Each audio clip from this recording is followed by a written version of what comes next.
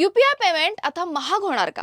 Digital payment करणाऱ्या कोट्यवधी नागरिकांसाठी महत्त्वाची बातमी समोर आली आहे. लोकसभेत मंजूर झालेल्या एका विधेयकामुळे भविष्यात यूपीआय आणि इतर इलेक्ट्रॉनिक पेमेंटवर शुल्क आकारण्याचा मार्ग मोकळा झालाय.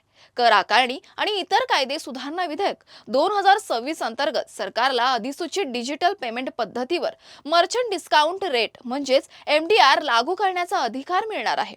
मात्र सध्या कोणत्या व्यवहारांवर शुल्क आकारलं जाईल आणि त्याची रक्कम किती असेल याबाबत सरकारकडून कोणतीही अधिकृत माहिती देण्यात आली नाही. सध्या यूपीआय आणि रुपे व्यवहारांवर एमडीआर शुल्क आकारलं जात नाही, तर क्रेडिट कार्ड आणि डेबिट कार्ड व्यवहारांवर हे शुल्क लागू असतं. नवीन कायदा लागू झाल्यानंतर सरकार गरजेनुसार काही डिजिटल पेमेंट पद्धतींसाठी स्वतंत्र नियम ठरवू शकते. सूत्रांच्या माहितीनुसार मोठ्या रकमेच्या यूपीआय व्यवहारांवर शुल्क लागू होण्याची शक्यता व्यक्त केली जाते. मात्र छोट्या व्यवहारांना यातून सूट मिळू शकते. गेल्या आर्थिक वर्षातील आकडेवारीनुसार पी2एम म्हणजेच ग्राहकांकडून व्यापाऱ्यांना झालेल्या व्यवहारांपैकी बहुतांश व्यवहार 2000 रुपयांपेक्षा कमी रकमेचे होते.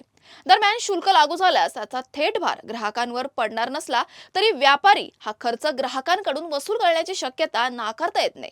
त्यामुळे डिजिटल पेमेंट करणाऱ्या सर्वांच्या नजरा आता सरकारच्या अंतिम निर्णयाकडे लागल्या आहेत.